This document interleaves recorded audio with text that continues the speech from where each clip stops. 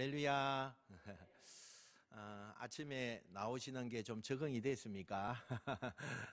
아침 9시에 나오는 게 쉽지 않은데 여러분들 함께 나와주셔서 너무 감사를 드립니다. 또 어떤 교회는 보니까 8시에도 예배 드리더라고요. 그러니까 우리 교회는 9시 예배 드리니까 더 감사할 일입니다.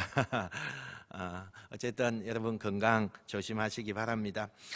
우리 지난 시간에 이어서 오늘 창세기 39장에서 우리가 하나님의 말씀을 보는데, 지난 시간 38장에 우여곡절 끝에 하나님이 유다 집안을 통해서 후손이 이어지는 그런 말씀을 전해드렸습니다. 이제 요셉의 모든 형제들은 각각 결혼을 하고 가정을 갖고 자신의 삶을 꾸려가고 있었는데, 이때 이집트로 끌려간 요셉, 그 요셉은 어떻게 살고 있는지 성경은 다시 요셉을 초점으로 해서 오늘 39장의 말씀을 우리에게 보여주고 있습니다. 오늘 본문 1절에 이렇게 소개합니다. 요셉이 이끌려 애굽에 내려가매 바로의 신하 진이대장 애굽 사람 보디발이 그를 거리로 데려간 이스마엘 사람의 손에서 요셉을 사니라, 이렇게 이야기합니다. 상인들에 의해서 팔려간 노예인 요셉이 시장에서 이렇게 저렇게 사람들에게 보이다가 최종 누구의 노예가 되느냐? 이집트의 왕 경호대장, 이 보디발이라고 하는 사람의 노예가 됩니다. 한마디로 엄청난 고위급 가정의 노예가 된다는 거예요. 이렇게 노예 생활이 시작이 되었는데, 낯선 땅에서 신분이 추락한 노예로 사는 이 요셉이 얼마 지나지 않아서 오늘 성경이 뭐라고 정언하느냐? 노예들 가운데 주인에게 가장 사랑받는 노예가 됐다, 이런 이야기를 해요. 노예들 가운데 주인에게 가장 사랑받는 노예, 가장 성공한 노예가 되었다는 거예요. 그런데 여러분, 왜 그러면 짧은 시간 안에 히브리 노예, 외국인 히브리 노예가 이집트에 가서 그렇게 빠른 시간 안에 인정을 받을 수 있었느냐? 그 이유도요, 오늘 성경이 우리에게 설명을 해두고 있습니다. 2절 우리 같이 한번 읽어볼까요? 2절입니다. 시작. 여호와께서 요셉과 함께 하심으로 그가 형통한 자가 되어 그의 주인 애굽 사람의 집에 있으니. 아멘. 오늘 우리가 창세기 39장을 같이 나누는데, 이 39장에서 가장 많이 반복하고 강조하는 문장이 있어요. 한번 따라합시다. 여호와께서 함께 하심으로, 여호와께서 요셉과 함께 하심으로. 여러분, 이 말이 오늘 한 장 사이에 무려 4번을 반복해서 우리에게 말씀을 해줘요. 그러니까 오늘 39장에서 우리들에게 가장 하고 싶었던 강조점이 있는데, 여호와께서 요셉과 함께 하심으로. 요셉이 보디발 집에 들어간 날부터 참 놀라운 일이 일어납니다. 모든 게 다 잘 되어지는 거예요. 농사를 지으면 농사가 잘 되고, 가축을 기르면 가축들이 튼튼하게 자라면서 새끼도 잘 놓고, 또 무슨 계획을 하는 일이 있으면 너무너무 일이 잘 되는 거예요. 그래서 그 가운데 있었던 요셉이 인정받기 시작하는 거예요. 오늘 성경은 형통했다, 이 말씀을 하죠. 이 형통이라는 단어는 요셉이 보디발의 집에 가서 무슨 야망이 있고 꿈을 꾸고 다른 사람들과 경쟁해서 내가 이겨야 되고 뭐 그렇게 해서 형통했느냐? 자기가 탁월하고 내가 지혜가 많고 똑똑해서 그랬느냐? 아니에요, 여러분. 성경은 뭐라고 말해요? 하나님께서 요셉과 함께 하심으로. 이 함께 하신다는 이 말이 뭐예요? 도와주신다는 거예요. 하나님이 우리와 함께 하십니다, 이렇게 할 때 하나님이 우리 곁에서 그냥 있는 것이 아니라 우리를 어떻게 하신다고요? 도와주신다는 거예요. 도와주신다는 거예요.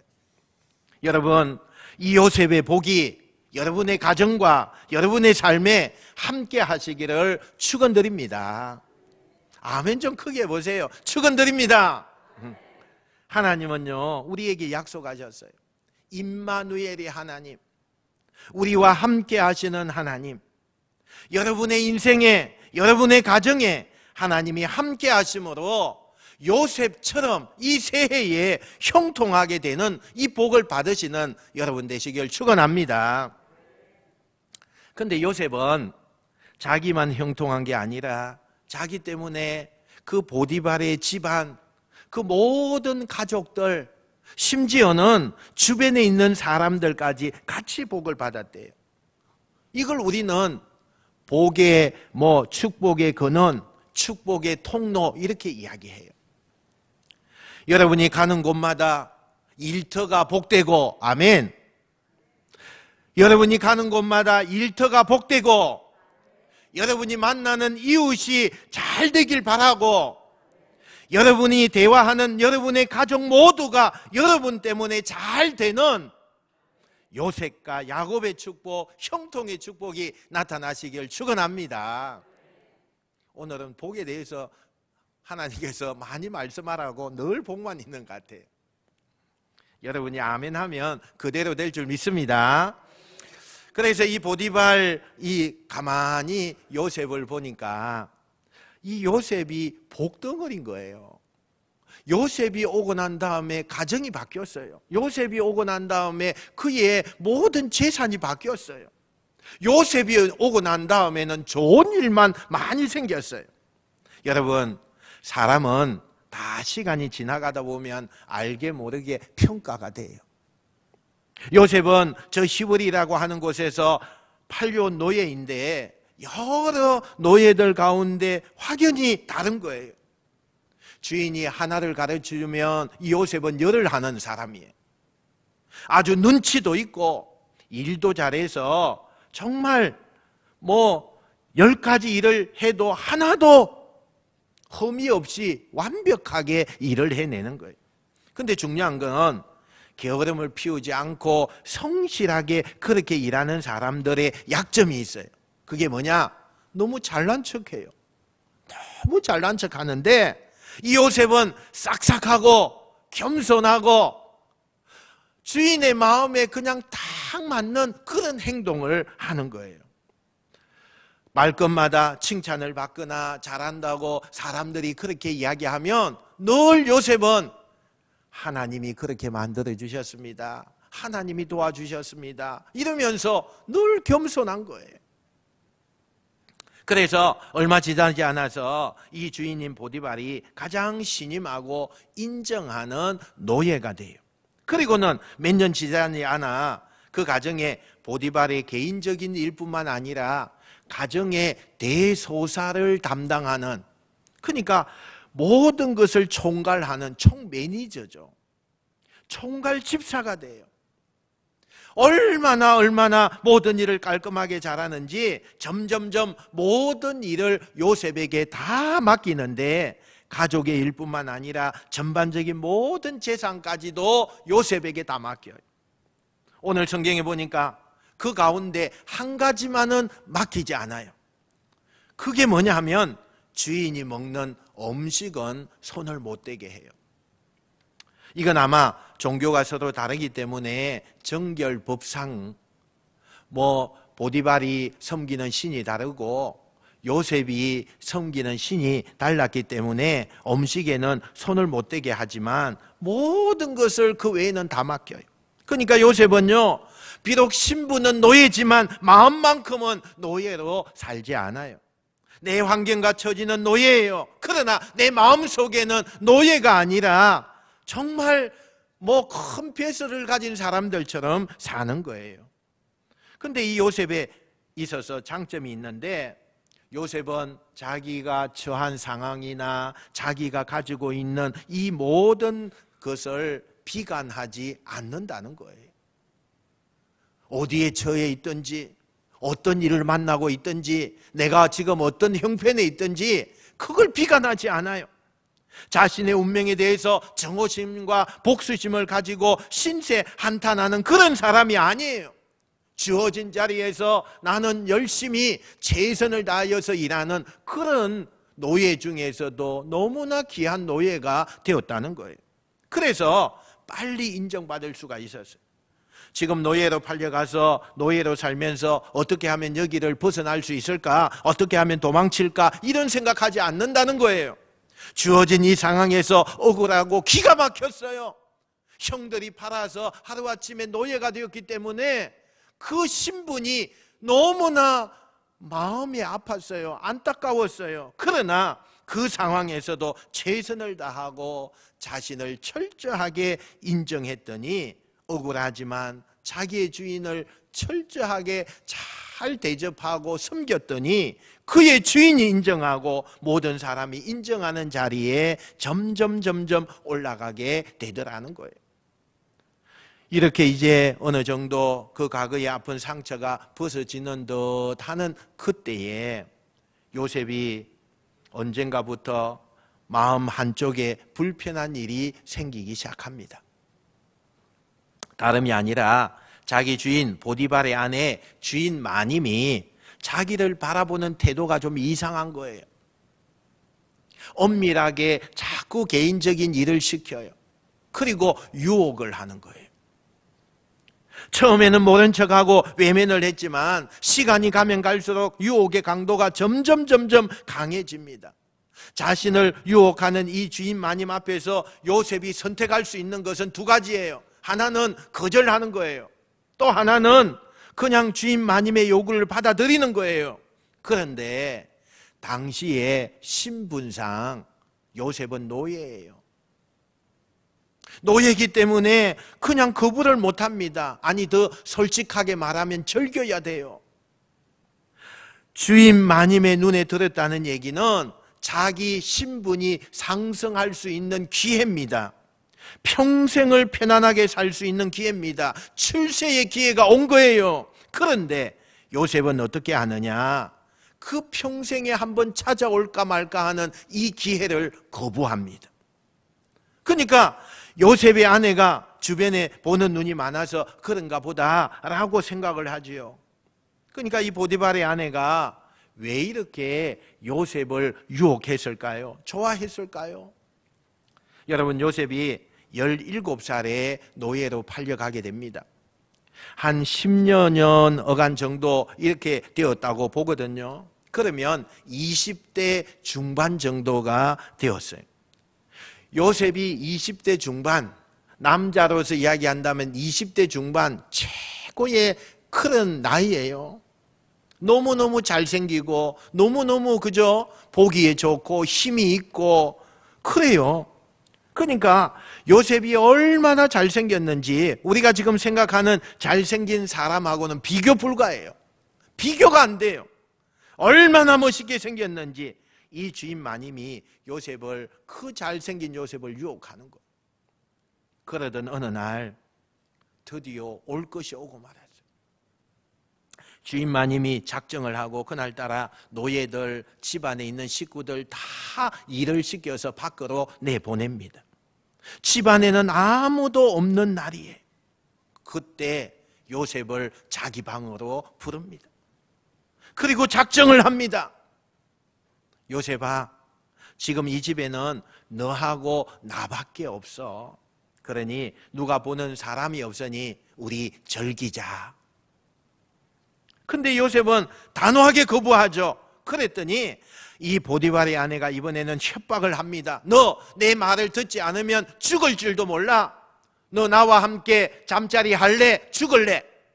협박을 하는 거예요. 협박을. 그래도 요셉은 눈 깜짝하지 않고 또 거부합니다. 그러니까 마지막에는 이 여자가 요셉을 붙들고 애걸을 하기 시작했어요. 구걸하기 시작했어요. 그리고 막 매달리니까 요셉이 더 이상 견딜 수가 없어서 그녀를 붙잡는 그 손을 뿌리치고 방을 뛰쳐나오는데 보디발 아내의 손에 붙들려 있는 그 옷이 바닥에 떨어지고 그 옷을 챙기지 못하고 요셉이 달아납니다. 세상 사람들의 눈에는 요셉이 철저한 바보예요. 바보입니다. 지금 보디발 아내의 총애를 받아서 성성장구하고 편안하게 살 수 있는 그런 기회를 요셉은 스스로 차버리는 겁니다. 그러면 세상 사람들이 말하는 바보 같은 선택을 요셉은 왜 하는 걸까요?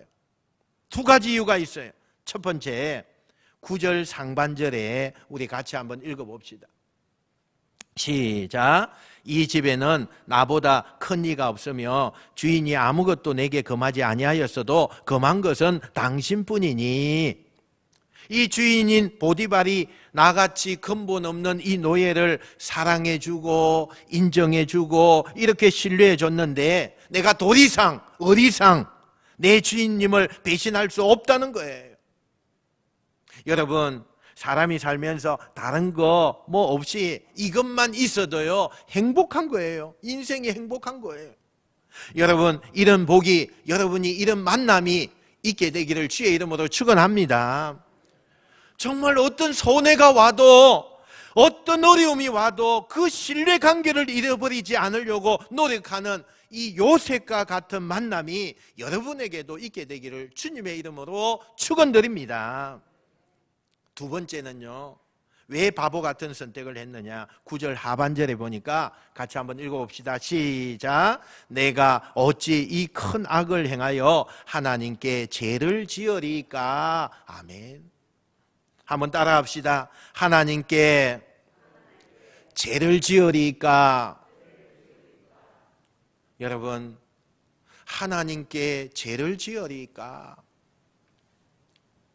보디발의 아내가 뭐라고 그래요? 여기 아무도 없다, 너와 나밖에 없다, 이렇게 말해요. 그런데 요셉의 생각은 달랐어요. 우리 둘만이 있는 게 아니라 이곳에 또 다른 분이 있다고 요셉은 느껴요. 뭐라고 말해요? 우리 둘만 있는 게 아닙니다. 우리 둘만 있는 게 아닙니다. 하나님이 보고 계십니다. 여러분, 이 대목을 어떻게 해석해야 되느냐? 분명히 우리 둘만 있는데 어떻게 너는 하나님이 이걸 보고 있다고 말하느냐라고 하는 이 대목은 영적인 감각이 있는 사람만 얘기할 수 있는 거예요. 육적인 눈으로 둘밖에 없죠. 모든 사람이 지금 다 나간 거예요. 그러나 영적인 감각, 영적인 눈으로 의식하면 하나님이 보이는 거예요. 결국 믿음 생활을 잘하는 사람들의 공통점은 늘 어느 곳에 있든지 중요한 순간순간마다 창조주 하나님이 자꾸 생각나는 거예요. 위기의 순간에, 어려움의 순간에, 유혹의 순간에 창조주 하나님을 기억하는 사람, 떠올리는 사람, 영적인 감각이 예민한 사람은 하나님을 의식하게 되어 있더라는 거예요. 그렇기 때문에 요셉은 그렇게 달콤한 유업을 거절할 수 없었다는 거예요. 세상에 눈으로 보면 요셉은 바보 중에 그렇게 바보가 이 요셉입니다. 그러나 하나님이 보실 때는 사람들이 바보라고 말하는 그 요셉이 누구보다도 멋진 사람이에요. 누구보다도 사랑스러운 사람이었어요. 왜요? 하나님이 보실 때는 주변에 보여지는 상황과 그 주변의 여건에 휩싸이지 않고 하나님을 의식하는, 하나님을 바라보는 요셉이 그 어떤 왕보다, 그 어떤 권력자보다 하나님은 귀했다는 거예요. 지금도 하나님은 보여지는 세상에 휩쓸리지 않고 오직 하나님 한 분만 의식하고 그분의 모습에 날마다 민감해 있는 사람, 이 세상 왕보다, 재벌보다, 어떤 권력보다, 이 세상의 어떤 부자보다 더 존귀 여김을 받게 된다는 것을 기억하십시오. 하나님의 눈에 들려면 세상에 휩쓸리지 말고 그분을 의식하는 거예요. 우리는 종종 하나님을 잘 믿으면 복을 받는다 이렇게 얘기를 합니다. 그런데 하나님을 잘 믿는다는 것은 뭘 말하는 걸까요? 어떤 분이 있어요. 교회 생활을 너무너무 잘해요. 교인들과의 관계가 너무너무 좋아요. 교회 오면은 이분만큼 은혜스러운 분이 없어요. 그리고 사람들 관계, 목회자, 심지어는 목회자의 관계도 너무너무 좋은 거예요. 참 잘해요. 근데 문제는 이 사람이 밖에 나가면 바깥에서도 너무너무 바깥의 사람들과 잘 어울린다는 거예요.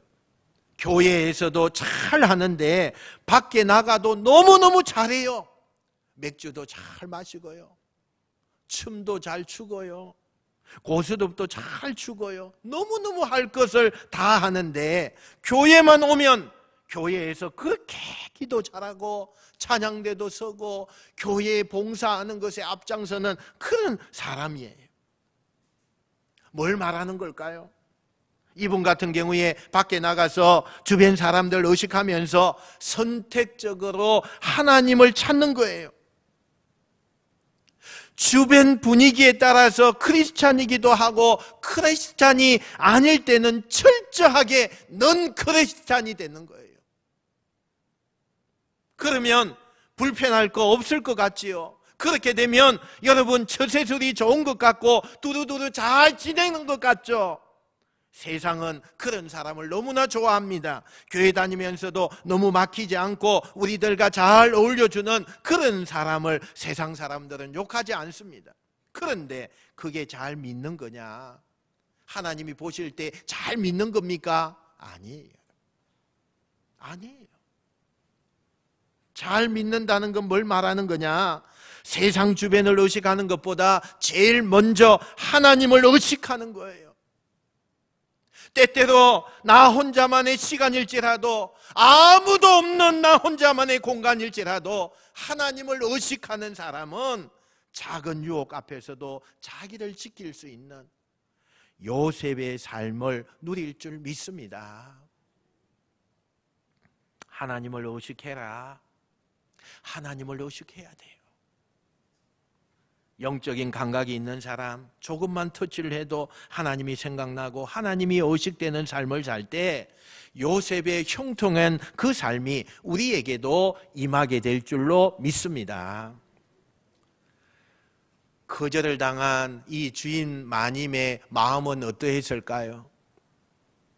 당황스러웠겠죠. 그동안에 아마도 추측건데 여러 노예들이 이런 식으로 이 주인 마님의 그 자신의 힘과 지혜를 이용해서 적당히 즐겼던 것 같아요. 한 번도 자신을 거절한 노예가 없었어요. 자존심이 상했죠. 여러분, 자존심이 센 사람이 자존심에 상처를 입으면 어떡하든지 여러분 보상을 받으려고 합니다. 보디발의 아내도 그랬어요. 자존심에 상처를 입으니까 이걸 어떻게 복수할까? 그래서 이때부터 철저한 사랑과 전쟁이 나오는 복수를 하게 됩니다. 거짓 연기를 하기 시작합니다. 소리를 지릅니다. 당시에 여자가 만약에 겁탈을 당하려고 하는 상황이 됐는데 소리를 지르지 않으면 이게요, 암묵적인 동의를 했다고 해서 여자에게도 책임이 있는 거예요. 그러니까 소리를 질러야 돼요. 그러니까 요셉이 뛰어나간 다음에 빈 방에서 혼자 소리를 지릅니다. 그러니까 사람들이 막 뛰어들어오니까 뭐라고 말하느냐? 저 시버리 놈이 나를 겁탈하려고 했다. 그 증거가 여기 남아있는 옷이다. 그러면서 요셉의 옷을 들고는 흔들기 시작합니다. 그리고 심지어 눈물을 흘리는 연기까지 합니다. 내가 겁탈당할 뻔했다라고 얘기를 하면서 눈물을 흘려요. 보디발의 아내는 상처난 자존심을 이 거짓말로 찾고 싶었다는 거예요. 온 집안이 발칵 뒤집어졌습니다. 곧 다른 종들에 의해서 요셉이 끌려오게 되고 주인님 보디발이 진짜냐고 묻기 시작합니다. 요셉이 너무너무 억울합니다. 아닙니다. 사실은 절대 아닙니다. 나는 그렇게 한 적이 없습니다. 아무리 이야기를 했지만 신분제 사회에서는 노예였던 요셉의 말을 믿지 않아요. 아니, 신분이 노예인 요셉이 주인을 이길 수가 없어요. 결국 억울하지만 요셉은 누명을 쓰고 감옥에 갇히게 돼요. 그런데 이 감옥이 어떤 감옥이냐? 보디발은 아까 우리가 이야기했지만 왕의 경호대장이에요. 그래서 왕 주변에 일어나고 있는 모든 걸 책임지는데, 소위 왕 주변의 신하들 가운데, 고위 공직자들 가운데 비리가 있거나 문제가 있으면 그들을 감옥에 가다 두는데, 그 감옥이 어디 있느냐? 자기 집 안에 있는 거예요. 그 감옥에 요셉이 갇혀요. 요셉은 지금 신분이, 아버지 집에서는 아버지에게 채색 옷을 입을 만큼 존귀한 아들이었어요. 평민이었죠. 그런데 어느 날 형들의 시기에 따라서 노예가 되었어요. 그리고 노예로 최선을 다해서 어느 정도 살만하니까 이제 다시 한 단계 더 바닥으로 추락하는 죄수가 된 거예요. 감옥에 끌려가는 요셉을 보면서 복수하려고 했던 이 아내의 기분은 어땠을까요? 통쾌했을까요? 여러분, 많은 성경학자들이 이 대목에서 여러 가지 해석이 있습니다. 그런데 어떻게 해석을 하느냐? 이 보디발의 아내가 감옥 가는 요셉을 보고 오히려 더 분노했다라고 해석을 해요. 왜냐하면 이집트 법에는 주인 마님을 희롱하고 주인 마님에게 잘못을 저지르면 사형이에요. 사형이에요. 그런데 왜 분노했느냐? 왜 요셉을 사형시키지 않고 감옥에 가두느냐? 남편에게 달달달 볶기 시작하죠. 그러니까 이 아내가 분노하는 거예요. 사형을 시켜야 할 저 요셉을 왜 옥에다가 가두느냐? 여러분, 여기에 보디발은 이 상황을 직관적으로 어떻게 해석을 하느냐? 아내의 평소의 형실을 알고 있었다는 거예요. 이 요셉이 얼마나 그동안에 충실하고 정직하고 진실하고 굉장히 정의로운 사람인가를 이 보디발은 지금까지 보고 온 거예요. 그러나 지금 이 상황이 딱 그렇게 맞아떨어져서 요셉이 어쩔 수 없는 상황이 됐지만, 이미 보디발은 아내의 그 이야기보다는 심정적으로 요셉의 말이 어느 정도 맞다고 믿고 있었다는 거죠. 그래서 요셉을 죽이지 않고 감옥으로 보냄으로써 이 사건을 종결지었어요. 여러분, 그러면 감옥에 갇힌 요셉의 심정은 어땠을까요? 억울하죠. 내가 잘못을 저지르지도 않았는데 누명을 쓰고는 옥에 왔으니까 얼마나 억울해요. 내 잘못은 하나도 없는데 내가 왜 이곳에 와 있는가? 아마도 내 신분이 노예이기 때문에 나를 변론해 주거나 나를 이곳에서 꺼내줄 사람이 아무도 없다는 것 때문에 억울했을 거예요. 그리고 자신의 인생을 이렇게 끝없이 바닥까지 떨어뜨리는 하나님이 원망스러워서 몸부림쳤을 거예요. 이 정도가 되면 웬만한 사람 같으면 삶의 의지가 꺾이고 세상에 대한 분노, 원망 이런 것만 남아있을 수 있는 상황이에요. 그런데 바로 이 상황에서 요셉의 진면목이 나타나죠. 21절, 22절 우리 한번 같이 읽어봅시다. 시작. 여호와께서 요셉과 함께 하시고 그에게 인자를 더하사 간수장에게 은혜를 받게 하시매 간수장이 옥중제수를 다 요셉의 손에 맡김으로 그 재반 사물을 요셉이 처리하고. 아멘. 앞에서도 얘기했지만 이 요셉의 장점은 어느 곳에 가든지 높은 자리에 있든지 낮은 자리에 있든지 어느 자리에든지 그 자리를 적응을 잘했다는 거예요. 처음에는 혼란스럽고 원망스럽고 앞이 보이지 않는 철대철명의 그런 암울한 그런 분위기였어요. 그러나 며칠이 지나고 난 다음에 더 이상 내가 울거나 원망할 수 없다고 생각하고 그 감옥 생활에서 적응을 하게 됩니다. 누구보다도 모범적으로 충실하게, 그리고 성향상 다른 사람들의 동료 제수들의 어려움을 보고 그냥 넘어가지 않아요.